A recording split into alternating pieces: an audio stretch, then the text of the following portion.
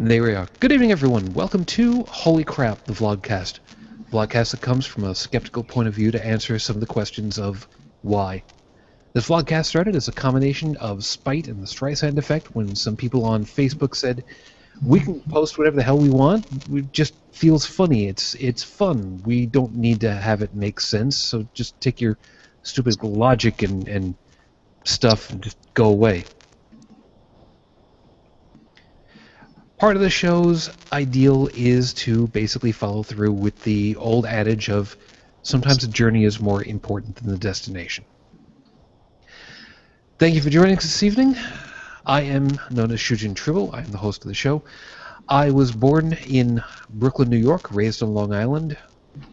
I have since moved into the Buffalo region. I was raised in a Roman Catholic family. I currently reside outside of Buffalo and am an unabashed atheist. Joining us tonight on the show, Joe, welcome back. Thank you.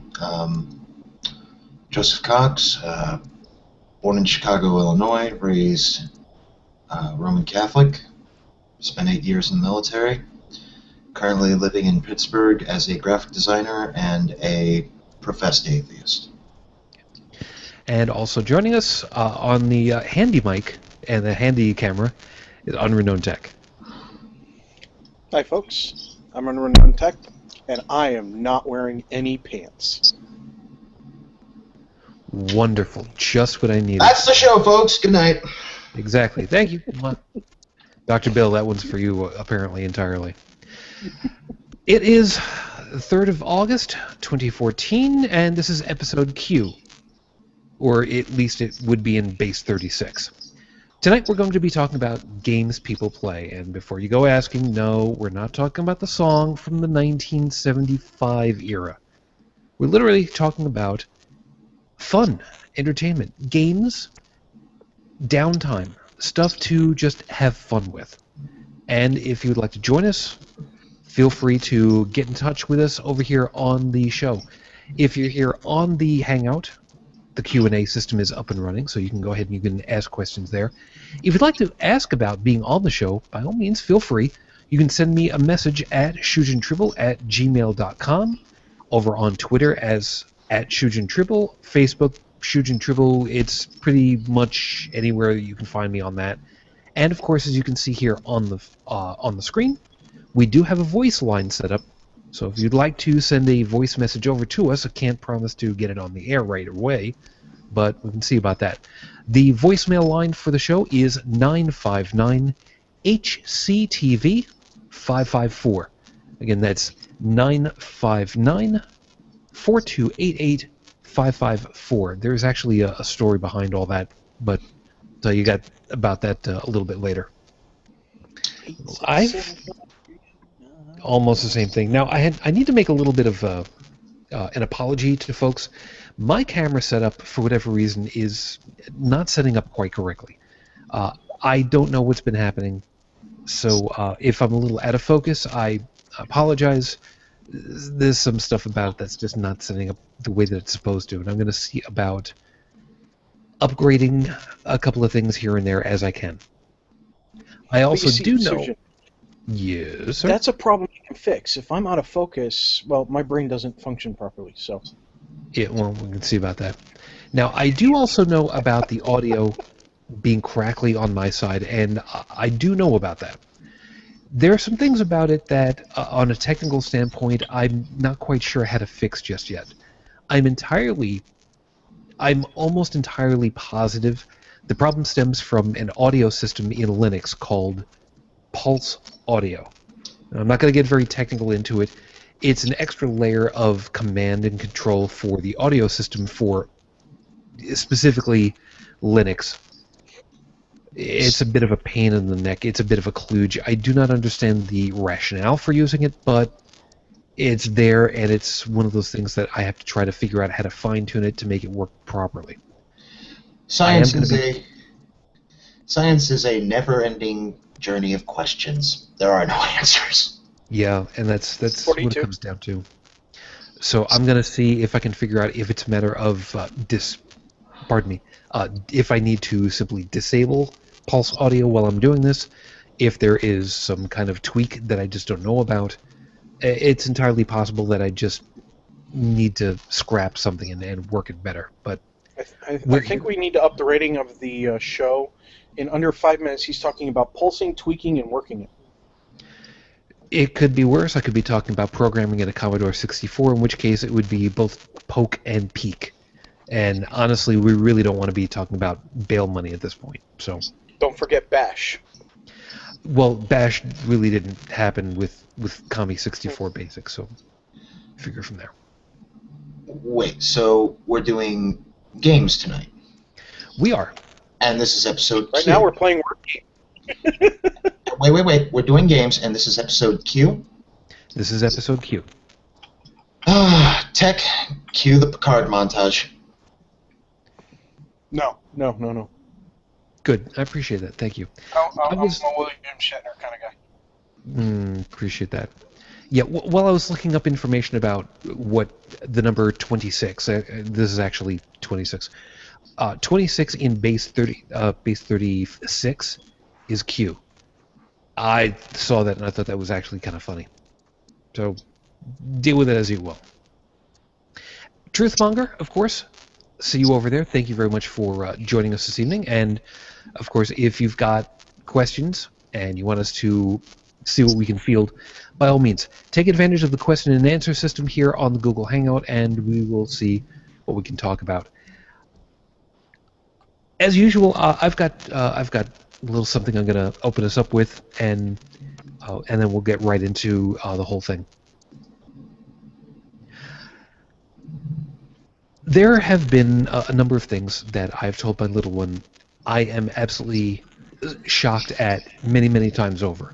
That we live in an age where science fiction is being outstripped by science fact.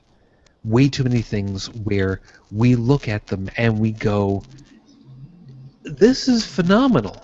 This is something that wasn't even a concept 15, 20 years ago. When I was a kid, there was no such thing.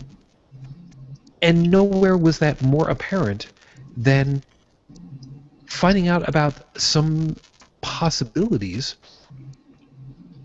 in medicine. Over the last couple of years, we've seen some things where stem cell technology in particular has absolutely blown the doors off of what we thought was even possible.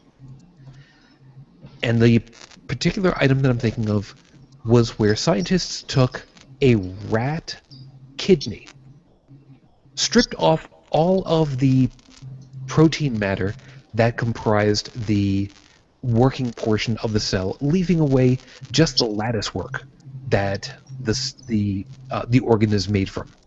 Basically the framework. If you were to take a house and strip it down the same way as what they did with this kidney, you would take out the drywall, you would take out the wiring, you would take out the plumbing.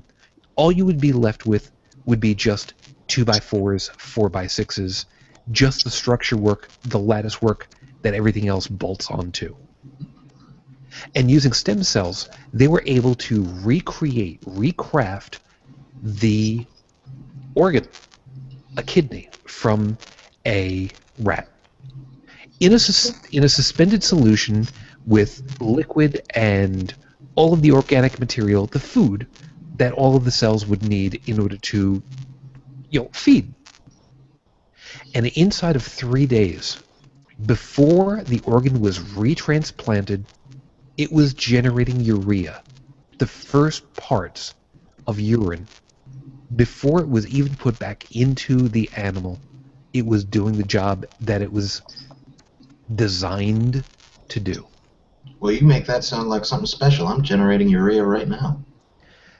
But the difference is, your kidneys are inside of you. Well, they're working the way that they're supposed to. One of them is. But the point being, we are starting to see technology that 20 years ago was simply storybook stuff, Isaac Asimov level science fiction. And today, this stuff is bleeding edge technology that needs to go through actual human trials to make sure that it's safe and effective, but yet in the labs, this stuff is working. like when they washed out the pig's heart, all the genetic material, leaving the framework, like the kidney, and then imposing different genetic material, making it compatible with a different genetic, different pig.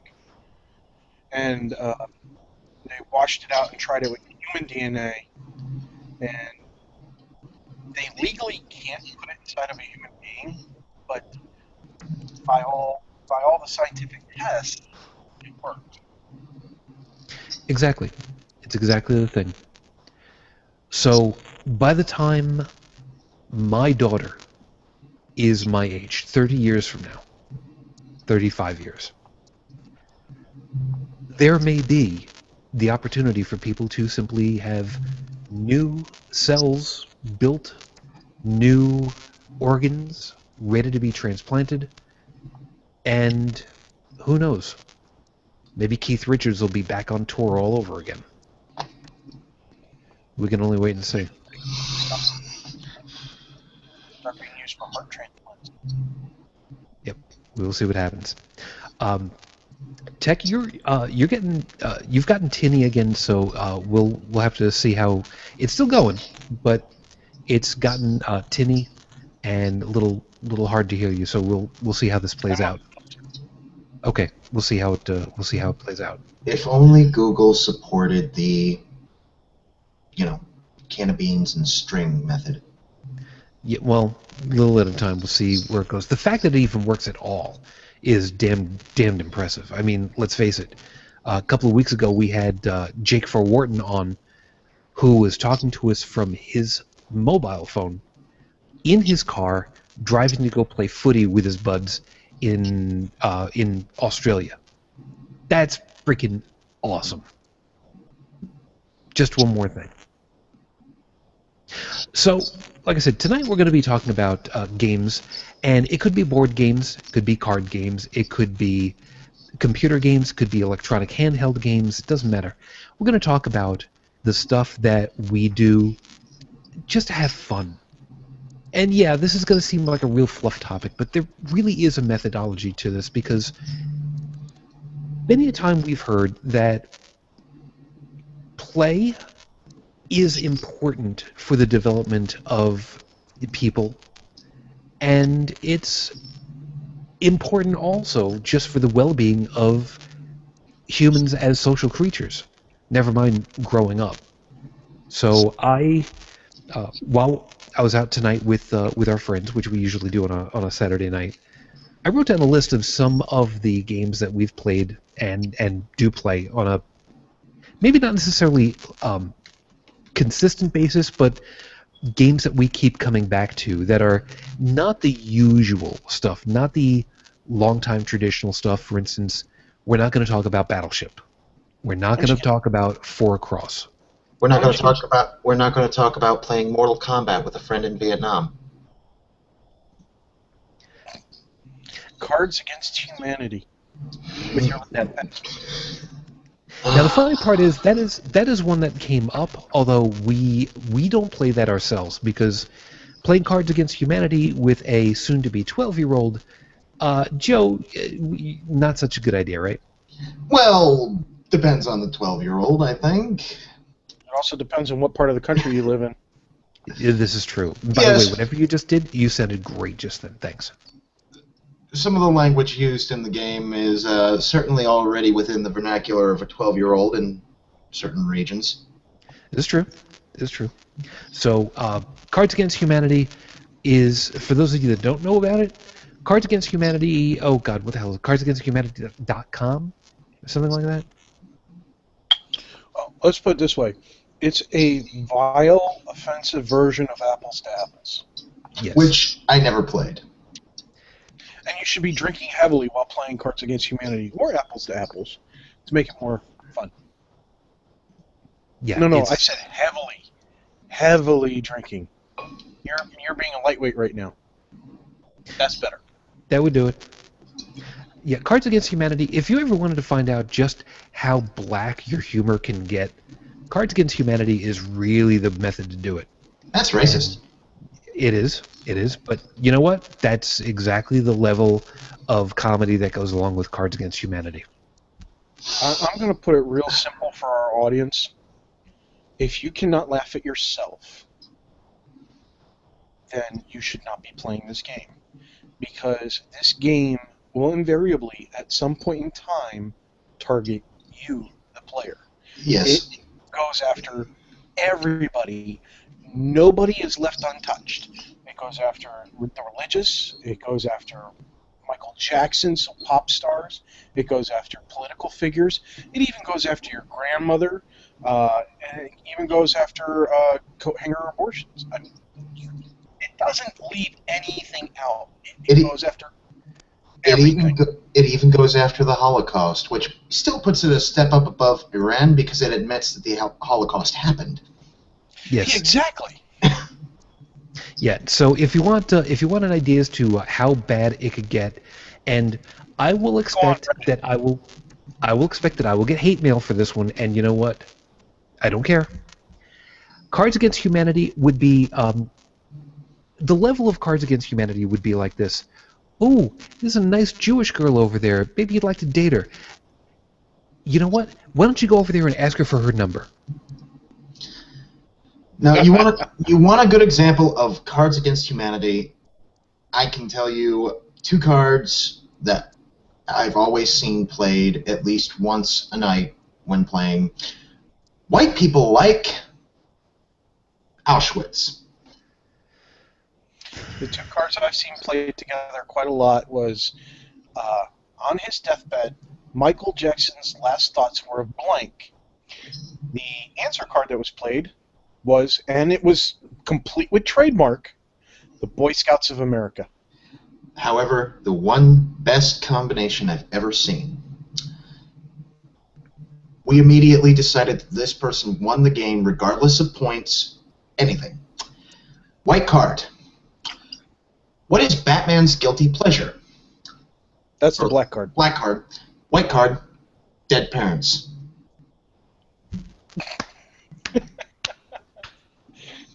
Well played. Well played. By the way, there is a secret. If you get the bigger, blacker box, and you take the lid off, and you flip the lid over so that the inside is facing up. Phrasing. Huh? Phrasing. Let it go. Let it go. You feel around the inside of the lid there. Near the center, you will feel a small bump, almost a ridge, if you will. If you take an X-Acto knife and carefully cut around that area, the gray area will peel away, and there will be a secret card hidden inside. My understanding is that every one of these the big box, which has the reason why they call it the bigger, blacker box is because it has all the expansions in it.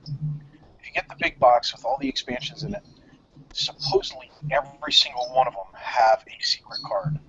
I do not know if all the secret cards are the same exact card or if they're all unique. That would be really cool. We should, if anybody knows about that one, you know what? Send a text message into us, a voicemail or something, and we'll see about that. Or use the Q&A over here on the page. And thank you very much for that. All right. So Cards Against Humanity was not. They don't even advertise that fact. You have to find somebody who knew that to find out about it. It's like finding all the DVD extras. Yeah, Okay. all the Easter eggs back before they all came with them. Well, there is an awful lot of traffic as far as Google search goes about this, so I'm going to have to give it at least a smidge of credibility. There you go.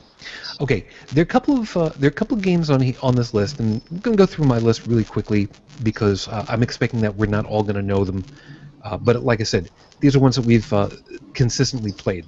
And I'm going to start down at the bottom on this one, Zombie Dice. You guys heard of Zombie Dice? I've heard of it. I've never played it. My son kicks my ass at it. Okay. He kicks ass at it.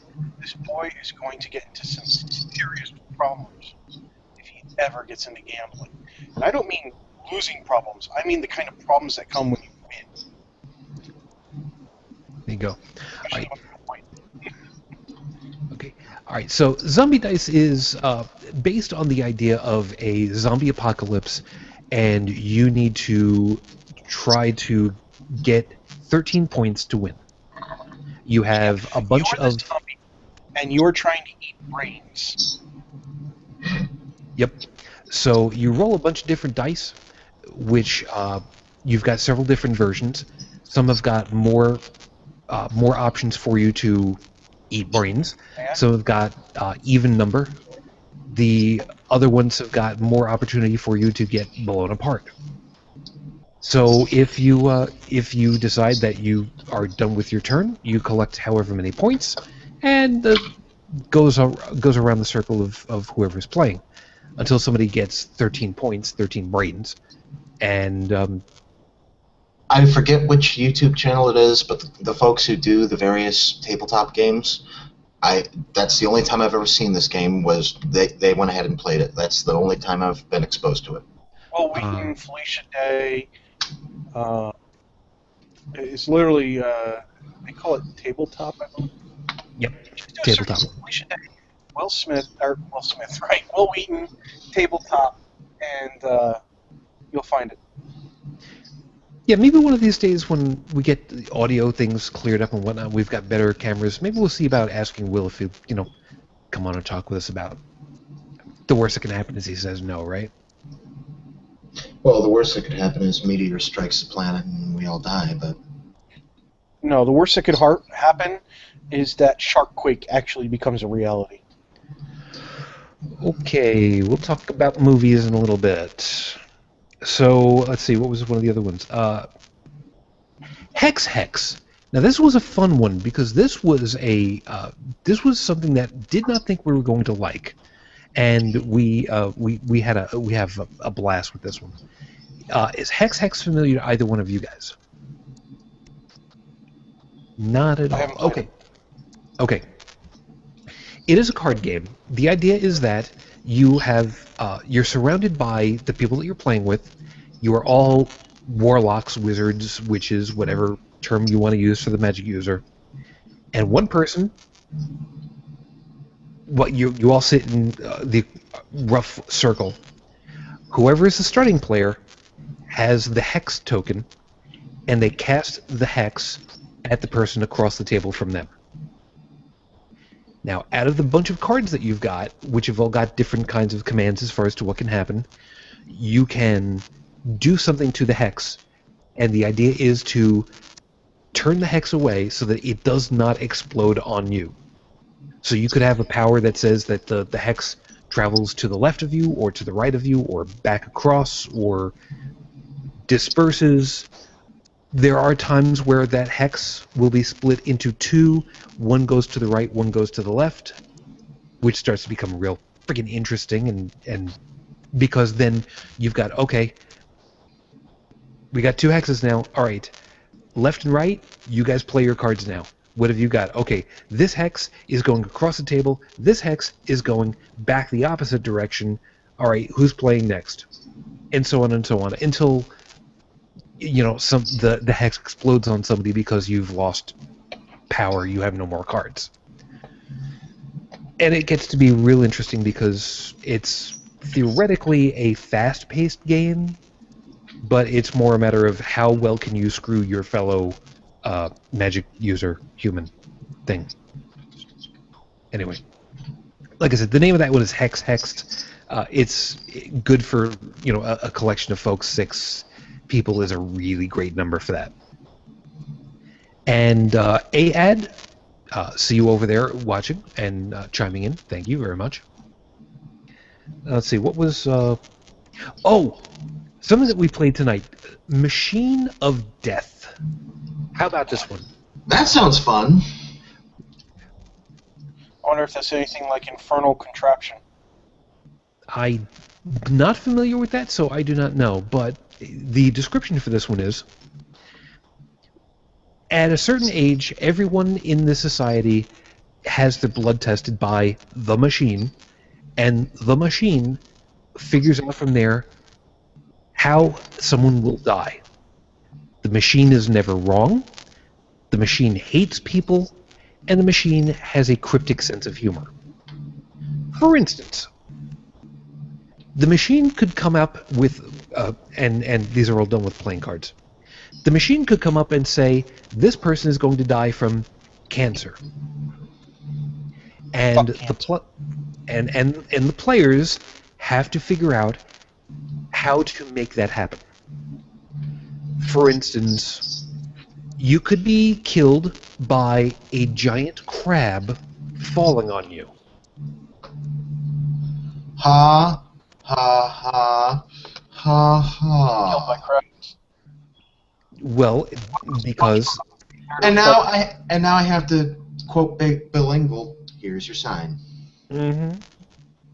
So, Tech, you were going to say? I said, is SpongeBob there for the recovery? Almost so.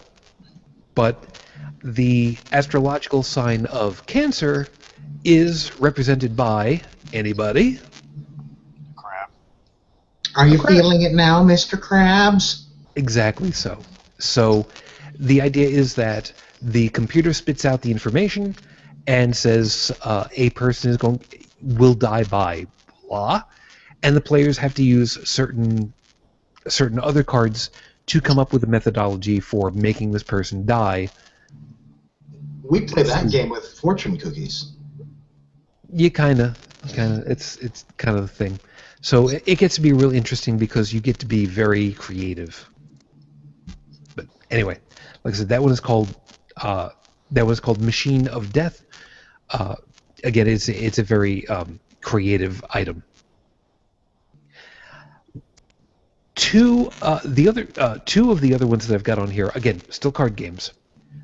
One of the ones that we played tonight, Snake Oil. So let's see, nothing from you guys, huh? No at all. Okay. So Snake Oil is a rather interesting one. You get a bunch of cards, a large stack of cards, a very large stack of cards. Is this a deck building game? No, you're gonna love this. The idea is that the very large deck of cards have individual words on them, all different. And then you have a second set of cards that are for the customer, and they've got two sides. The idea is that whoever is it takes a card from the short stack, and that is their customer card. That is the customer type, the type of person they are. Everybody else has drawn up 6 cards, and from their collection of cards, they need to take 2 of them, put them together, and sell the customer on a product with those two, using those 2 words, whatever it is. And then, once everybody is ready, each person in turn has about 30 seconds to sell the customer on their product. For instance, one of the items that came up tonight was the customer was a pirate. So everybody, yeah. So see, Joe's skull and crossbones over there. So the customer was a pirate, and we're all trying to come up with stuff. Out of my collection of cards, I ended up coming up with the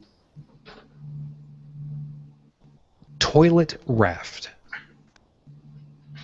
because the idea was that you're on a boat with all these guys out at sea. You don't want to be using the head, which is literally the front of the ship, to poop and pee out of. You want to be somewhere all by yourself. You want to have some privacy for the privy. So we have built, from the R&D department, we have come up with the toilet raft. Just get pulled behind the main ship, and there you go.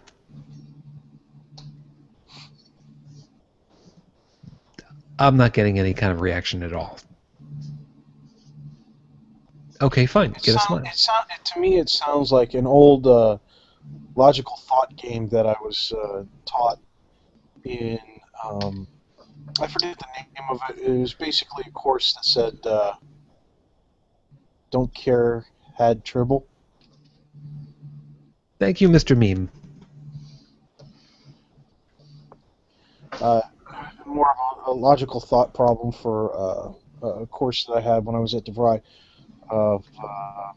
I renamed the course Business Common Sense for Dummies. Nice. So, yeah, like I said, that one was called Snake Oil. We had a lot of fun with that one tonight. And I got one other card game. Now I'm going to specifically mention that we've played consistently, and it is a love-hate relationship. Munchkin. No, actually, we've never played Munchkin. I've never played Munchkin. Dude, you need to play Munchkin. It's fun. Okay. Sure. Yeah. What do you get? Oh my. Oh my. Are you happy now, Joseph? After you. Alrighty then. So, last one from the list that I've got as far as card games are concerned, tabletop game, was, and I love this one, Sentinels of the Multiverse. This one ring a bell for anybody either? I haven't heard of it. Okay. Sentinels... I have it on the shelf at my game shop. That's entirely possible. Sentinels of the Multiverse is a superhero card game, which was a bit of a surprise for us at first, because we weren't quite sure what was going to go on. Joe, your microphone is working just fine. I can hear the Sharpie at work, so don't even pull this stuff. Yes, but you can never see the big question mark above my head when you give me these references I don't understand. That's fine. You couldn't see it because the video cut it off anyway, so what's your point? There you go. And Captain Wrong Way, we will get to that in just a couple of moments. So, Sentinels of the Multiverse, like I said, you have several different archetype superheroes, which would be analogous to various different Batman, Superman, Hulk kind of characters. They're not named by that, and they do have differences to them. They take the stereotype of a lot of different superheroes, and you have your hero.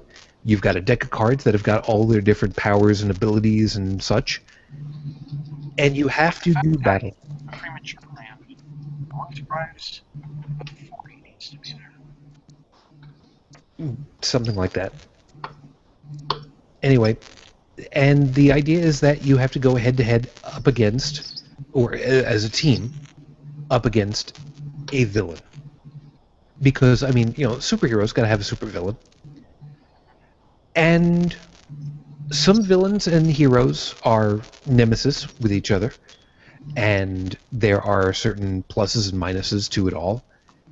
But the idea is that you have to go head-to-head with the villain, who then has minions and abilities. I'm sorry? Now, this one's a deck-building game, isn't it? A little bit so, but only while you're actually playing. It's not like with the handheld Pokemons and such, where you level stuff up. It's not with a deck. This game is basically like an offshoot. There's a DC superheroes one where you have the DC heroes. So you might pick one of the it's DC and Marvel actually, if I remember correctly, because you'll have it's just DC. You'll have a bad guy, and you might pick, okay, well, this guy is going to be the Master Bat boss. He's going to have a bunch of minions, but we're going to fight him with this small pile over here, which is stuff that's all about the Punisher, this little pile over here, which is all stuff about Iron Man, and maybe we'll do this one over here with the Hulk. And then you blend those three decks together, forming one primary deck, and you guys start cycling through minion pile and hero deck. No, it's not like that. Each of the heroes and adversaries have their own specific deck, and near the twain shall meet. But you can use different powers and abilities to complement each other as you go along, which can be really interesting. Now, Sentinels is really interesting because they've built up a lot of different decks with a lot of expansions, and there are times where you will go head to head with a badass villain that actually do have a card that says, Badass. not exactly, but there are times where you will get a minion card come out for a villain that literally says the heroes can no longer win the game. Literally says exactly that. So if this card pulls out, if this minion is paired up with their villain, you can't win the game. Now, that doesn't mean that you have to lose the game, because it is entirely possible to come to a stalemate or an opportunity where everybody loses. For instance, if there is also in the same deck, and I'm forgetting which one it is, there's also the possibility for there to be basically a black hole projection that swallows everything and everyone that has been playing the game up at that point. The timeline is salvaged, but everyone and everything that had been playing the game at this point is now dead. So, in other words, it's the game's Ramsey moment. To explain, if you think this has a happy ending, you haven't been paying attention. At that point, yes, exactly so. So it's highly unfair, but nobody said that it was supposed to be fair in Love and War and superheroes and villains. So I'm sorry, nowhere on my birth certificate does it say the word fair. well, for skin color, it might.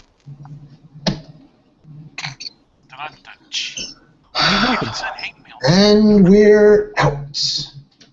Exactly. Good night, everybody. Yeah, no, it's not so much yet.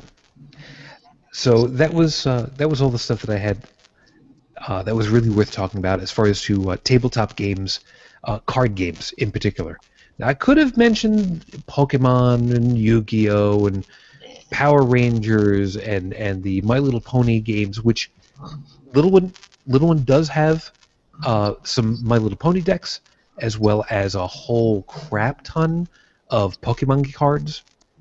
Not played yet, but we've got and the intention is that one of these days we will. But it's there and whatnot. So let me throw it over for you, Tech.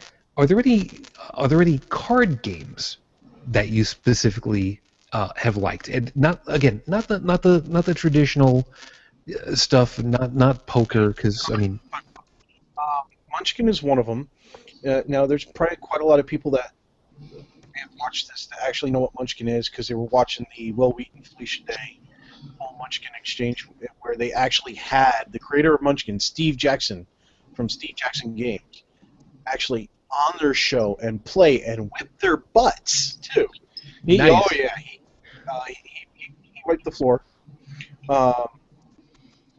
And what they used is they used the deluxe set. The deluxe set is nice because it comes with a board that is nothing more than a level counter, and it has designated areas to put the 2 card piles. There's 2 kinds of cards. There's treasure cards and door cards.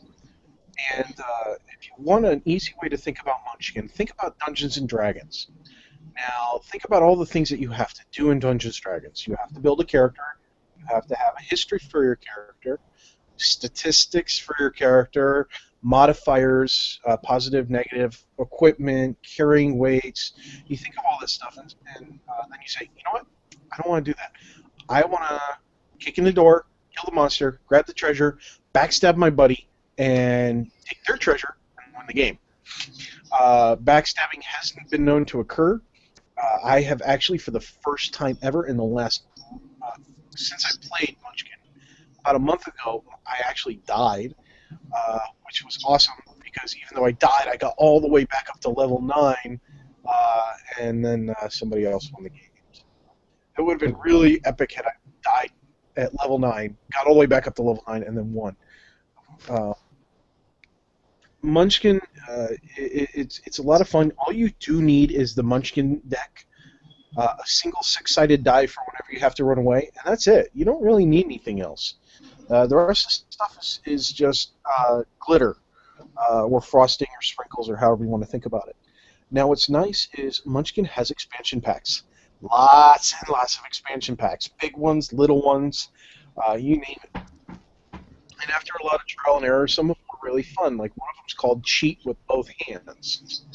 Literally, there is a card in there that allows you to have 2 extra hands. So now you can carry 4 one-handed items, or 2 two-handed items, or 1 two-handed item, and 2 one-handed items, and 1 two-handed item. You get the idea. That's insane. Oh yeah, it's really cool. We found that if you play with just the primary deck and throw the Cheat with Both Hands expansion on there, it cuts game time in half. Seriously, it cuts it in half because you're just shooting through the levels. Instead of going up a level card, or goal cards, as they call them, you might have one where you go up a level, and in turn, you make somebody else go down a level. Tech likes to come in from behind, if you know what I mean. Nudge, nudge, wink, wink, say no more. There are some expansion packs, which are small packs, and they have maybe 15 cards in them. But they do some really funny things, or say funny things, or maybe they're actually based off of something. One of the expansion packs is actually based off Felicia Day's... what was that channel that she did where they had... they did all the basically like the World of Warcraft group. She did a whole little basically No idea. television series, but it was on YouTube, and I forget the name of it. They actually did their own music video called "Do You Want to Date My Avatar?" Oh God, yeah, I did see that. I've got that song somewhere. Right. Well, all the people in that video did a YouTube series, and so what they did was they took Steve Jackson Games and made character cards for each of them and put them into Munchkin. It Brilliant. was kind of neat. It just adds little things here and there. So that's one of the ones that I advocate a lot of. I've met a lot of people who play Munchkin, who have played Munchkin and said, I can't play it anymore, I got bored. And I say to them, well, if you're bored, mix up the deck a little bit, Don't just keep playing with the same standard deck over and over. Take some of the expansions out. Heck, pick some cards out of some of the expansions and mix them together. They even have a Dungeons expansion now, which does global modifiers instead of just you or them. It really mixes it up. There's a Christmas expansion, or a holiday expansion for the Christmas time. I can't remember the name, if they call it the Christmas expansion or if they call it the Santa or what. There's an Easter expansion where you literally has Easter bunnies and eggs and all that fun stuff in it. I believe there's a Halloween one. I'm not sure. The Santa one. It's a Naughty Nice edition. That one's big. That you almost play by itself, but you really should have it. And then they made spin-offs of Munchkin. They have Star Munchkin, or something like that, where it's all science fiction based. They have another one that is based on, I believe somebody said Cthulhu. Yeah. So they have a good time. Steve Jackson created a great system. It's a lot of fun. I encourage people to play it. Shell out the $bucks extra for the deluxe set, and I even encourage you to visit his website, because I got the bracelet of slapping for a couple bucks. It's literally one of those old slapping bracelets like we used to get from Taco Bell back when they first came out. It's made out of metal. You hit your wrist with it, and it slaps and wraps around your wrist. Yep. If I put that on in game, my Munchkin gets +5. All right. I'm curious. I have all sorts. He really plays around with this stuff, and he's done a great job. Another card game that I have played, is called Faces. Don't know it. What was the name again? Like apples to apples, except with pictures. What was the name again? Faces. what happens is there is a pile of male faces, a pile of female faces, and a pile of animal faces. And you rotate through. There's a board that just it's a number. It just numbers. It's just numbered sections: 1, 2, 3, 4, 5, 6, and then another board that lets you know how far you are away from the goal. And what happens is like on my turn, I might get a card that says the one that you think has a high-pitched voice, and I'll read that off to everybody else. And I will pick, by putting a card from my hand, I have 6 cards in my hand, numbered 1 through 6, face down on the table in front of me, of the one that I think, of the 6 that are currently displayed, which one has a high, squeaky voice. Everybody else will have to guess. And then when everybody's got their cards down, we all flip our cards over. For every person who has picked the same number I have, I go that many spaces forward. Now, to reward people for guessing the same as I have, if they've guessed the same as I have, they get to move 1 space. So if I'm playing with 6 other people and they've all guessed right, I move 5 places forward, they all get 1 space forward. So it's a lot of fun.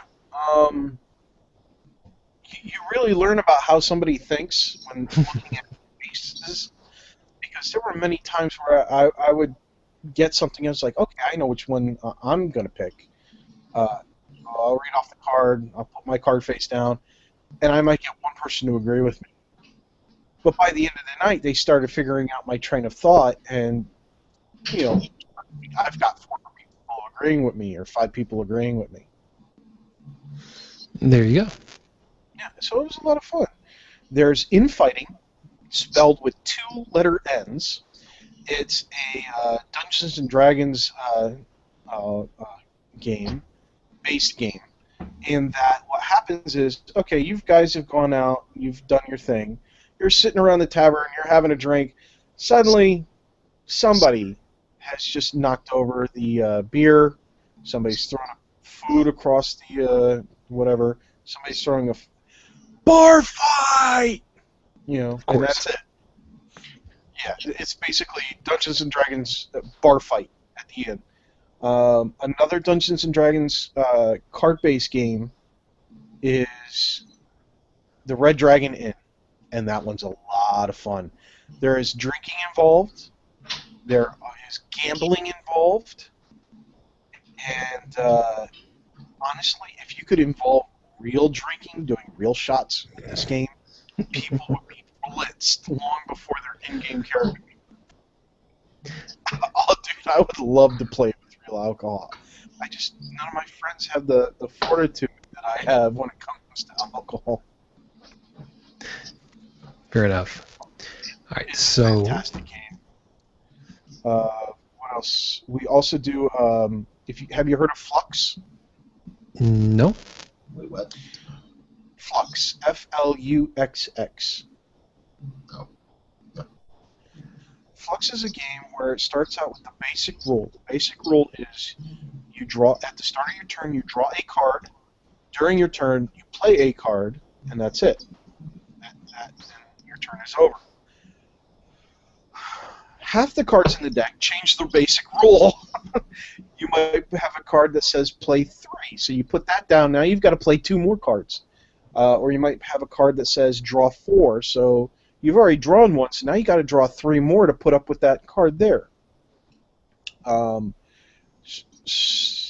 other cards that are called keepers and creepers, and then goals. So I might have a keeper. A keeper is a card you play, you put it in front of you, and you keep it in front of you. Keepers are necessary to win the goals. The goals are, some goals are milk and cookies. So you might have the keeper that says milk, and you might have the keeper that says cookies.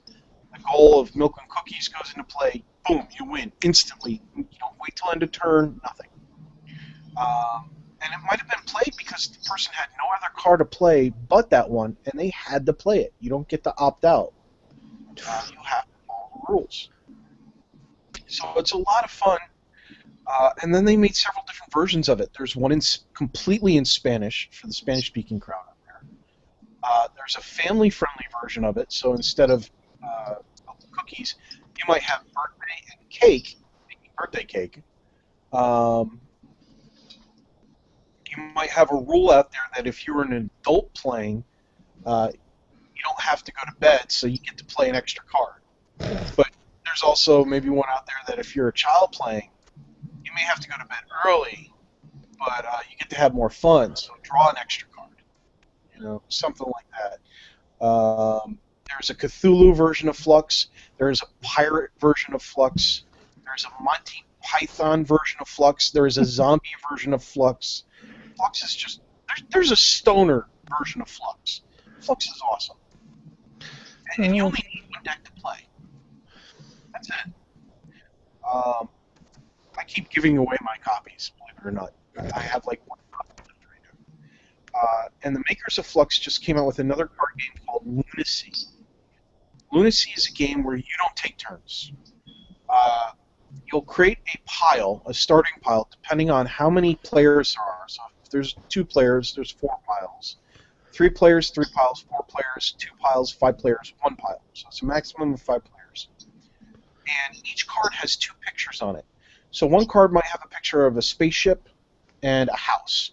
And the next card might have a picture of a house and a puppy dog.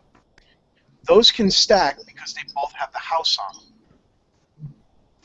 But as you're getting ready to put it down, the guy across from you might be putting down a card that has a picture of the Holy Grail and the spaceship on it, blocking you from putting your card on that pile. It is fast-paced. The first time you play it, it goes a little slow, but once you get to recognize the cards, what the possible pictures are, you start to speed up faster and faster and faster. My son, sometimes he gets frustrated with it, sometimes he doesn't. He's 8 years old. I have a good time no matter how many times I play it. It's fun. It's a lot of fun. And when you add more players to it, it really starts to get interesting.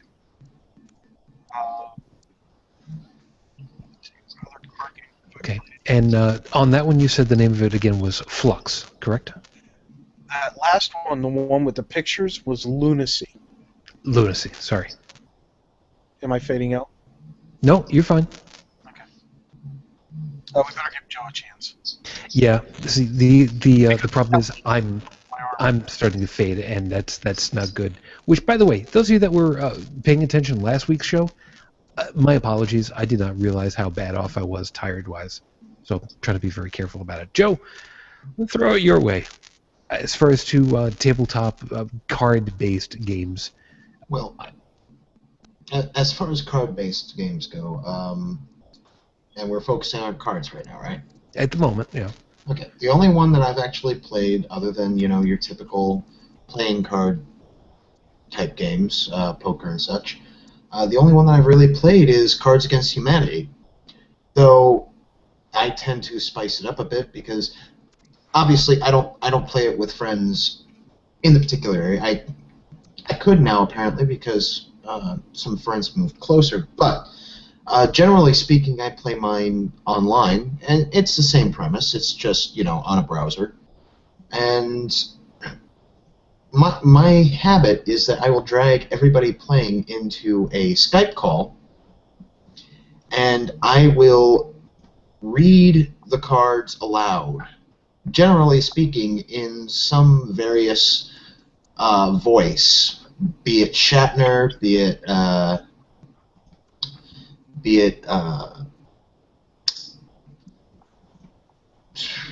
some news anchor, television announcer.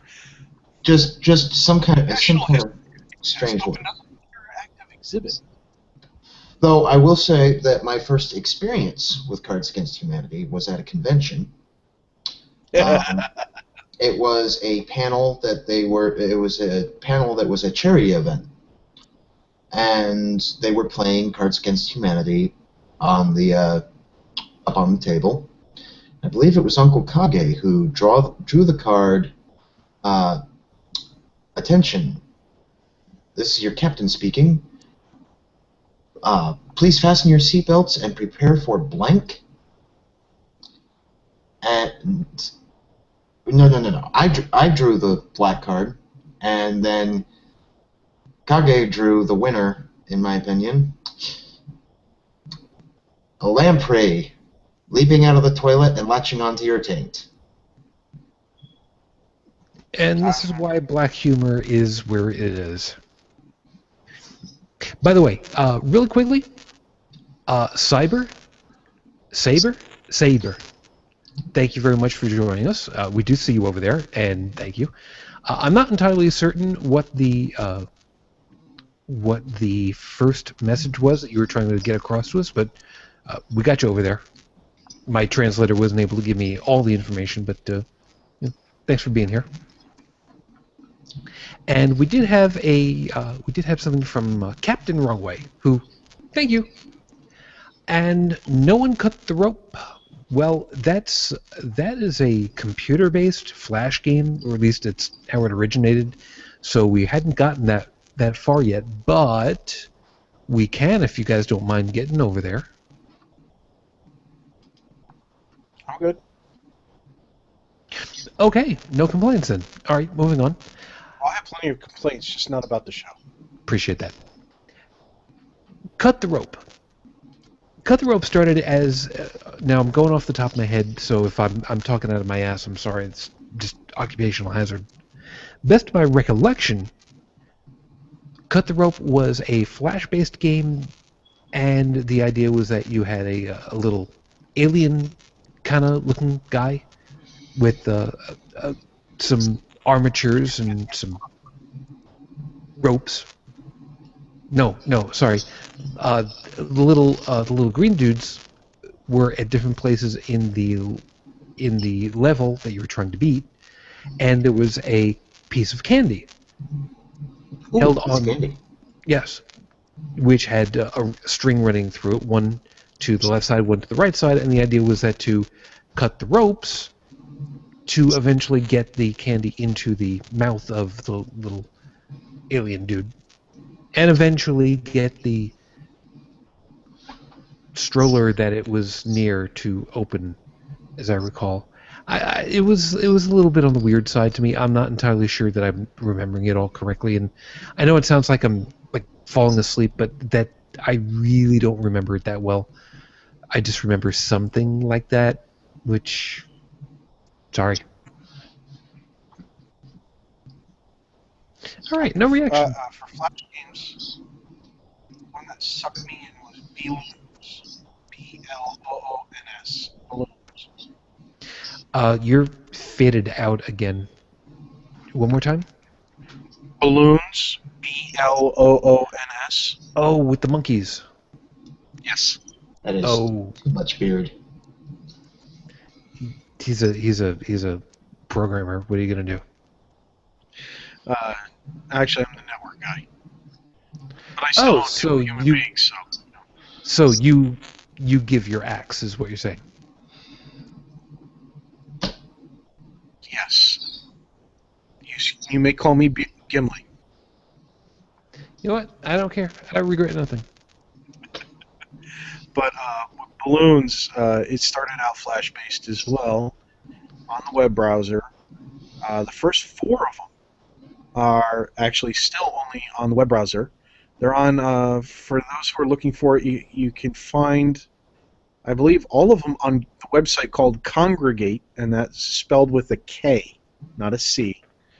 And but number 5, the creator did something special. He didn't just make it available on Congregate. He also made it available on Android. And the implementation on Android is exceptionally well done. It's fluid. It works well. It has 2 different styles that you can use for manipulation, which is great if you're like me, who's like, okay, I'm trying to move it over this little tiny distance and set it. Yeah, got it. Okay, good. Sometimes you gotta squeeze them in there. It's a fun game. I beat the crap out of it, and they're still releasing updates and level expansions for it for free, as long as you have the game.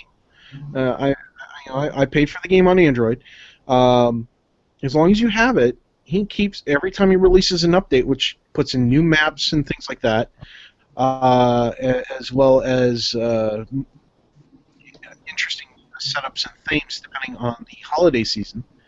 You get it. You don't have to pay extra for that, unlike some of the other ones out there. It is a lot of fun. It's addictive as hell. And that's It's a more piece of addictive than Plants vs. Zombies. which was also one of the ones on my list, but we'll come to that in a second. Joe, as far as this guy was concerned, Cut the Rope, have you played, know anything about it? I know nothing about it. I've never even heard of it. Played it, No. beat it, and they're done that. I've played a few Flash games, but there's only one that ever really caught my eye, caught my attention that I remember, and I don't know what this says about my inner sadist, but it's a game called Pandemic. Oh, yes. I know of Pandemic. And all I can say about it is, fuck you, Madagascar. Fuck you. Go ahead, give a real quick synopsis.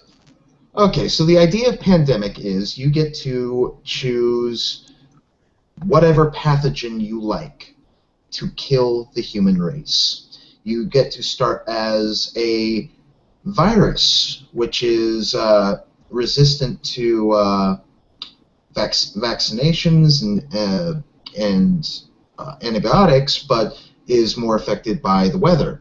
You can choose bacteria, or I don't remember what the third one was. I never used it. There's more than 3 now. The Android version has all sorts of different things, from a necrotic zombifying version to even a nanomachine outbreak.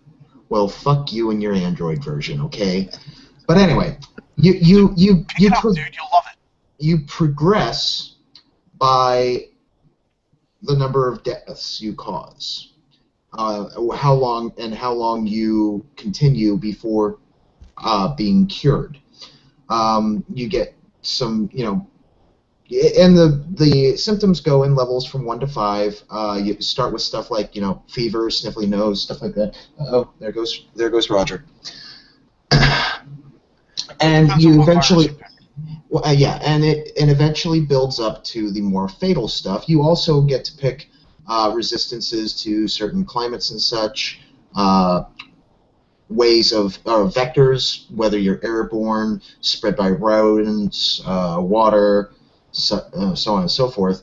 And the idea is that you need to stay in play as long as possible and kill as many people as possible, but you need to remain fairly undetected, because the moment you're detected is when they start working on a vaccine for you, and you spread yourself throughout the world via planes and boats, or if it's or by crossing borders.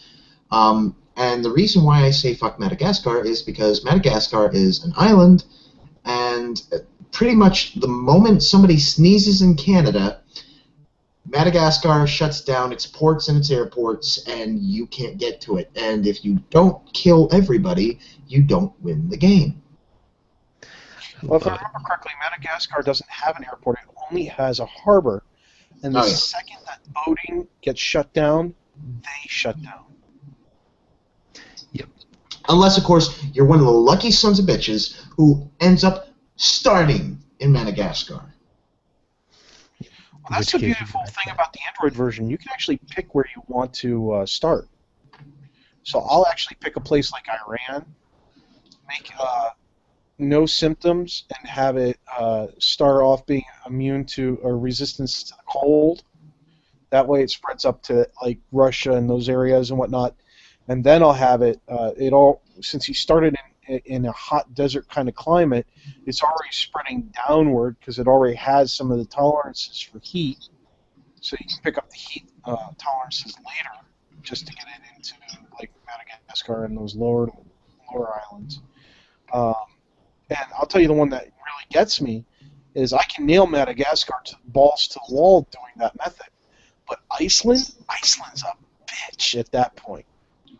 Yeah, it's always either Madagascar, Iceland, or New Zealand.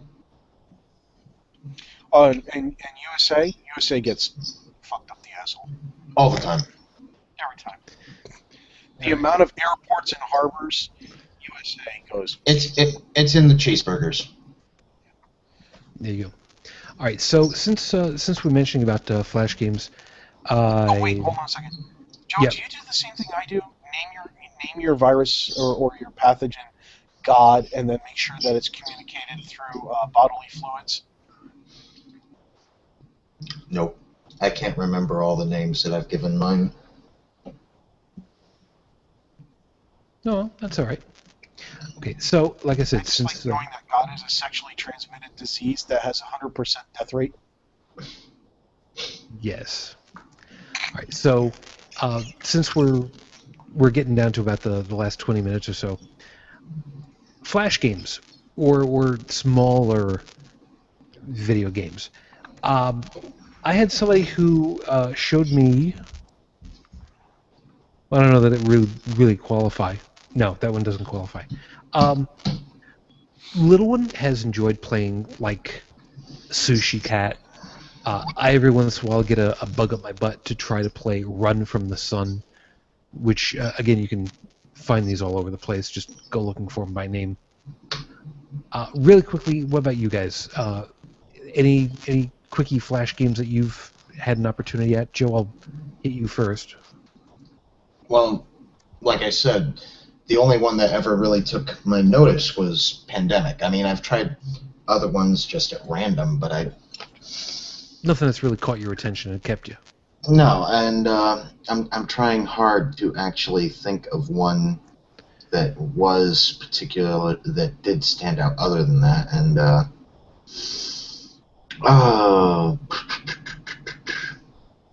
haven't left you guys other than my game listing. other than the PETA version of Mario, I can't think of any. That was friggin' ridiculous. All right, Tech, what was it you were saying? Okay, just because you can't see me doesn't mean I'm not paying attention. What I've done is I go to a website called Humble Bundle, and one of the beautiful things is that they have games discounted and things like that. They have a store, and they've been doing bundles with Android games.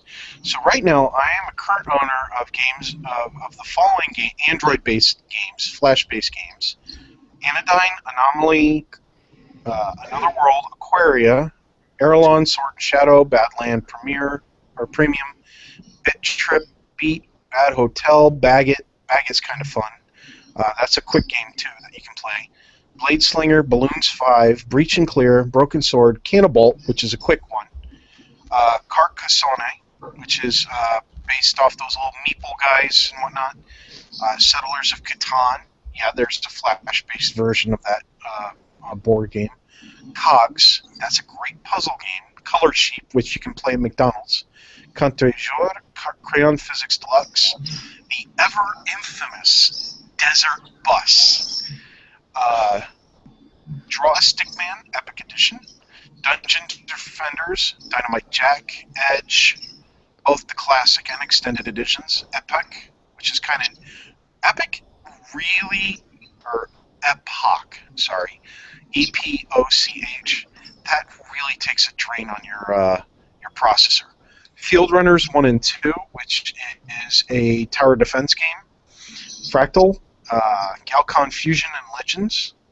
Gemini Rue, which is a nice story, long play game, but you can always save and go back to where you left off. Greed, Gunslugs, Hero, Hundreds. I'm about halfway through, so I'm just going to skip down to like one that I really, really want to mention, and it is called The Room. Like the room in your house. It's called The Room. And The Room is a great game in that it's a mystery puzzle game. You have to find clues. You have to turn, flip like like a switch over here will unlock this little drawer over here. You open the drawer, and there's a little magnifying piece. You put it in this lens over in this monocle over here. And now you can suddenly see this hidden clue on the wall, which leads to this switch over here. And it's one of those ones where you can walk away from it and go back and pick up where you left off, no problem. They came out with a sequel called The Room 2, and it's just as good as the first, if not better. It's worth going to humblebundle.com and picking up The Room and The Room 2 if you like puzzles. They're well thought out. They're very well done. If you run into problems, you can find walkthroughs all over the internet. I can proudly say that I solved both of them with no help. Although the first one, there were times I really did want help. But it was fantastic. They were just great experiences altogether. Very cool. All right. And Nate, do see you over there. Hi, Ben. Hope that you're doing well for yourself.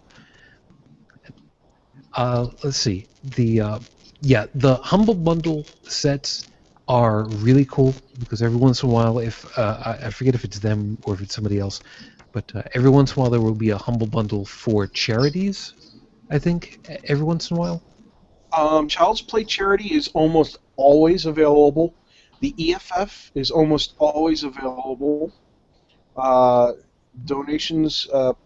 Portions of donations are automatically set up to spread percentage-wise to a percentage of it goes to the manufacturers of the games, a percentage goes to Humble Bundle themselves to keep their website running and their employees employed, and then the rest tends to get spread out over a charity. And I'm always selecting Humble Bundle, a portion to the developers, EFF, and Child's Play charity, especially Child's Play.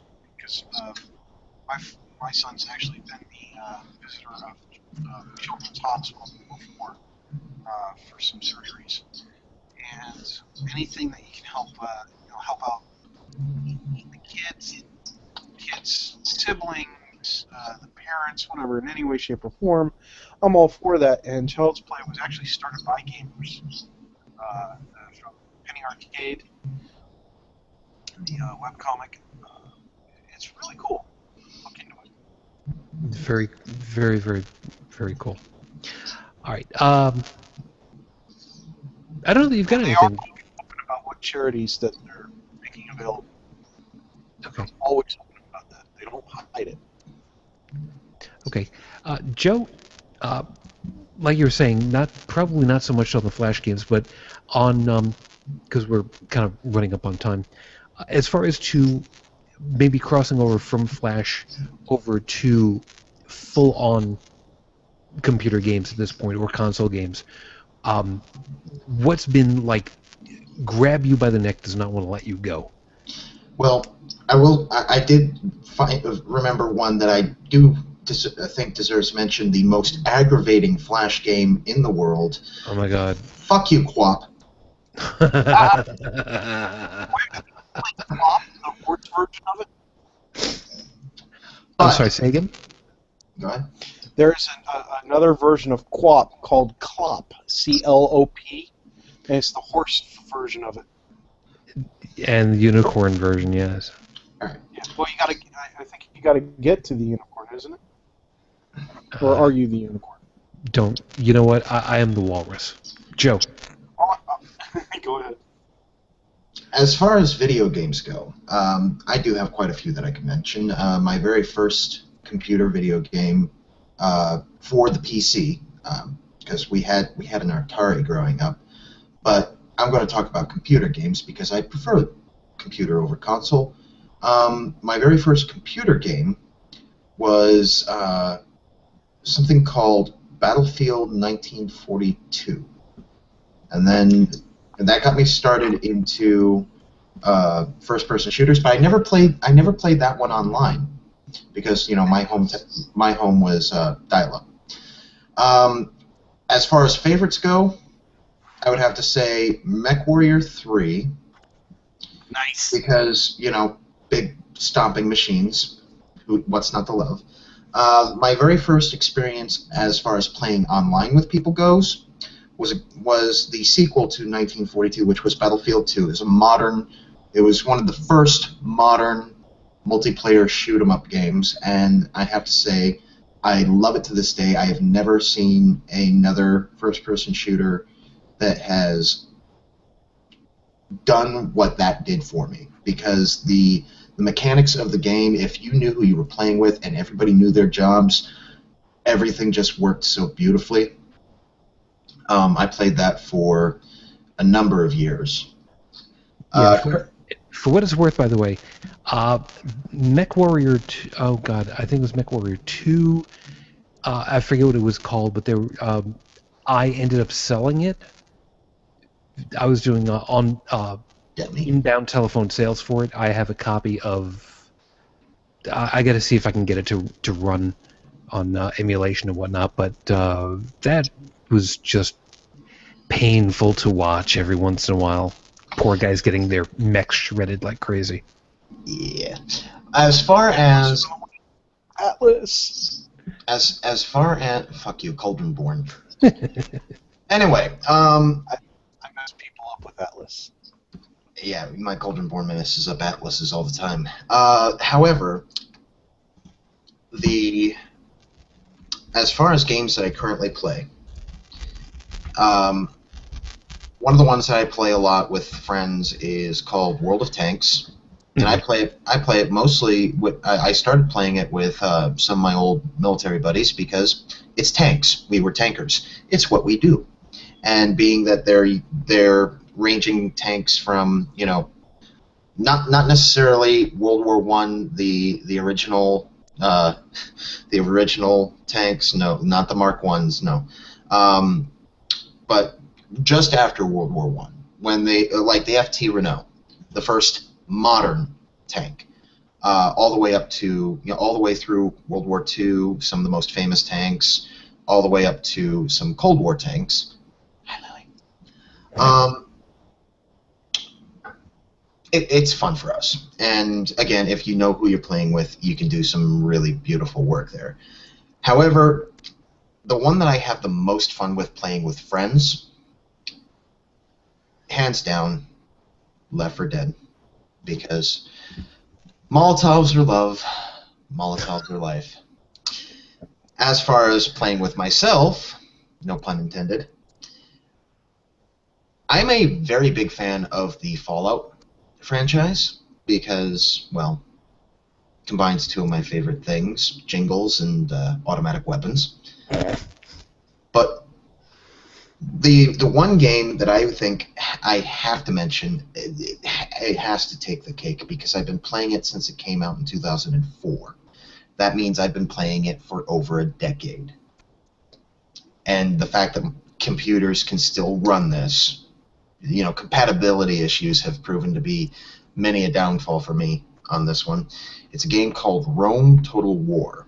It's a game that combines turn-based strategy with real-time strategy, and essentially it's a historically based game. The map is all of Europe at that time, so the British Isles all the way down to the Middle East. And you pick a faction, be it one of the Roman factions, one of the classical factions such as the Egyptians or the Greeks, or one of the barbarian factions such as the Britons, the Gauls, the Germans. And the goal is dominate the known world and conquer Rome, of course. Of course. And that one has absorbed me for more hours than I care to admit. I can't tell you how many times I've been playing an extended campaign and found myself start playing at like 6 in the afternoon and suddenly look at the clock and it's 4:30 in the morning. What the fuck happened to my evening? I hate it when it happens. Tech, let me hit you real quick because, like I said, we're coming up on time. Oh, by the way, Tiger Lily, hi, hon. It's good to have you. Thank you. First computer game I ever played was called Round 42. and ran on basic. Uh, first multiplayer game I ever played was with my dad on the IBM PC Junior called Touchdown Football, which ran on DOS. I grew up playing a lot of first-person shooters. I was big into Unreal Tournament when it first came out. There was a mod for it. I forget the name of the original name of the mod, but the guys who designed it had to change the name because an actual game company came out with a game with the same name and patents and trademarks and all that shit. They renamed the mod to TAC Ops, or Tactical Ops. TAC Ops was a short. The makers of Unreal Tournament liked it so much, they actually said to the guys who made the mod, said, hey, look, here's the engine for Unreal Tournament. Let's make it into a solid solid standalone game, and we'll release it in stores, and we'll share the profits. And they said, sure, hell, why not? And they did, and it was great. That was also my first experience into a gaming guild and into tournament leagues. I actually played that tournament-style ladder. That was my first multiplayer experience. I branched on to Soldier of Fortune 2 multiplayer. That was fantastic, especially when I could go akimbo with Uzis. I was a badass. Fuck you, because I tried to get that thing to run, and it wouldn't run on my system. It flew on mine. But then again, I've been building systems since an IBM PC Junior ton days. It just wouldn't install on mine. I never had that problem. I never had a problem with my floppies like that. Performance anxiety gets all of us eventually. Currently, all that stuff aside, I played some really interesting games that went to multiplayer, like Freedom Force, which was a comic book-based superhero thing. Fantastic. Literally build your own. I did. I actually competed in games by now. Fantastic. Although my account's worthless now. Anyway, so I currently play a game called Path of Exile. And you either love it or you hate it or you're just confused as hell. And think Diablo, think Diablo 2. But now think about how you can actually micromanage all your skill sets, passives, and actives, and everything else. It's basically Diablo 2 for somebody who's obsessive-compulsive. There are days I absolutely love to play it, and then there's other days I can't stand it. I just turn it the hell off. There are tournaments. The game is constantly ongoing and development. It's completely free to play. If you buy anything, it's completely cosmetic. Buying stuff will not help you beat the game in any way, shape, or form. I have two things that I'd like to say. Yep. One, the only dungeon crawler I've ever played was Diablo, and I enjoyed that, but I enjoyed it for the time that it was able to be enjoyed. Otherwise, I don't get a whole lot of the whole clicky, clicky, clicky, clicky, clicky. That is why I have never, ever played World of Warcraft, because I've seen people destroy their lives on that game. And I mean their real lives. Yep. And exactly. And I refuse to ever touch it.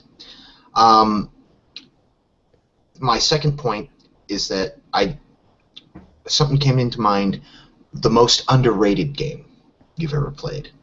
And the one I have to point out, of course I'm going back to the Battlefield series, it is the stepchild of the Battlefield series called Battlefield 2142. It is a futuristic take on it. Pretty much it's a new ice age. And, people around the world are fighting for the last inhabitable portions of land, which makes sense. But it combines everything you could possibly want in a futuristic game. You've got pulse rifles. You've got Predator-style cloaking for your recon guys. You've got hover tanks. You've got VTOLs. You have mechs. And there is nothing like watching an L5 Razig come up over the horizon. Both those Gatling guns just blasting away. Problem with the mechs is their weakness, you guessed it, the groin. Of course. You throw a C4 up in that little vent at their groin, that's it. It's done. I hate it when It's that always happens. the exhaust port. Yeah, it is, isn't it? Okay, we're getting real close on to needing to get on out of here, and not just because of regular time. Unfortunately, I'm fading really quickly, so And I've I got to don't be want in to. Baltimore tomorrow. Ooh, okay. So, a couple of things. Item number one: we will talk about MMOs and the such on a different show because I'm going to combine that up with the whole free-to-pay model of games that has really pissed off a lot of people, which is the kind of thing that we were talking about, destroying your life and your bank accounts. Yeah, really easy to do. So give that consideration Well, for see, later. that's why Path of Exile, because that doesn't do that. Yeah. Okay. I have to give huge props out to the guys over at. Oh crap! Now I got to remember what the name of it was. The Brookhaven National Labs. I have to make big time thanks to you guys because were it not, well, I can't say were it not for you guys, but because of you guys, we got the first commercially viable video game, Pong. Because the guys over at Brookhaven National Labs on Long Island, my guys, they were the ones that were screwing around with cathode ray tubes and telling the CRT, draw this like this, follow this kind of physics because we just programmed it into you, and they came up with a tennis game, basically. They were screwing around with national security level computer systems when they should have been calculating the trajectory of stuff being shot into space. Nice. I'd like to give mad props out to IBM and thank them for my large collection of 5.25-inch floppy disks that have a whole bunch of games that were never released to the general public. Thank you very much for that access to your mainframe. That was legally, by the way, that was not illegal. It was legal access. The software developers had just come up with a whole bunch of stuff that they never, that IBM never fully developed and put into production. So I still have Okay, Joe. I have to retract a previous statement. My very first computer game that I ever played was King's Quest. Oh, I still have that. I have the original flawed copy that allows you to go after any of the three treasures instead of being forced to go in order like you were supposed to. They had to recall it. I still have that, and it's in the box. It was a fantastic game, dude. Nice. All right, I'm going to wrap us up with both a look back and a look forward, because there are two games that I really have to make specific notice of for a couple of different reasons. Now, of course, as far as two computer games, you guys know full well. I've played Star Trek Online. Every once in a while, I still pop in. I play Minecraft because Spiders. Spiders and bunnies. And but lava. And lava. They're getting close to an official release soon. Yeah. By the way, for those of you that were playing Minecraft when April Fool's Day came up, I am lava. I will hurt you. Yes, you can find that mod out there somewhere, and you can put it back into place. I highly advise against it, though, because hearing all the stuff, like, no, just don't do that. Just don't do it once for 5 minutes, just so you can go ahead and say, yes, I did it. The two games that I need to make reference to, looking back, on the Commodore 64, there was a video game. There was a computer game for the Commodore 64. Yes, it was a real computer. That was called Agent USA. And Agent USA was a great game because it challenged kids to do map reading, to manage resources, and to find their way from place to place in the continental United States to try to get to the fuzz. What the hell did they call it? I forget exactly what it was. The short version of it was the a meteor came down. It infused a television set with some weird, freaky-ass powers that turned everybody around it into fuzz heads and kind of controlled them, kind of didn't. And you had 10 crystals that were given to you. You need to generate these into being 100 crystals and touch the main television in order to destroy it. Well, you worked with this by dropping the crystals on the ground, and they would multiply on their own after a little bit of time. But the fuzzheads would be taking the railroad systems all over the place, trying to infect normal people all over the place, and eventually could get you too if you fell prey to it. It took a long time to get through it, and I never beat it until I found a copy and emulated and was able to play it on modern computer, which was a lot of fun to be able to say, yes, I beat the goddamn... It was about time. So again, the name of the program was Agent USA, and it was it was a lot of fun. It was a lot of fun. And I did not realize until afterwards just how good it was for teaching map reading and such. And looking forward, I have to give huge congratulations and thanks to Scott Manley for this one. Back in the day, there were several different programs. Frontier Elite, back in the day. And Frontier Elite was a wide-open space game. If you wanted to become a trafficker in goods and services, you could do that from planet to planet and build up your amount of reputation and your money and eventually score better, bigger spaceships and weapons and such until you got killed. But it was a completely open-ended program, and you could go from space center to space center, from solar system to solar system throughout the galaxy. It was a positively massive scale, and it all fit onto a single 5-inch floppy drive. Fast forward to now.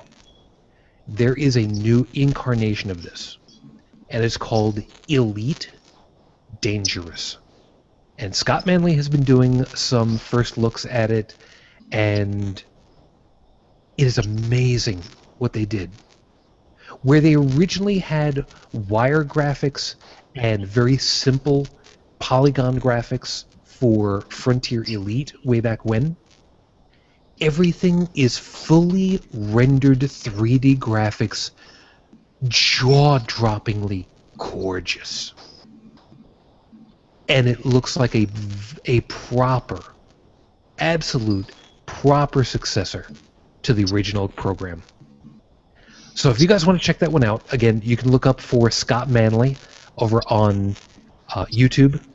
He's done a lot of Let's Play for like Kerbal Space Program and Don't Starve and a whole bunch of other games. But again, Elite Dangerous, it looks gorgeous. It looks friggin' badass. And you guys, afterwards, you might want to go take a look at that. I will see if I can link to one of Scott's videos afterwards and drop it into the description field so you guys can look at that, but it's just positively gorgeous. So you guys that have been working... Frontier.co.uk?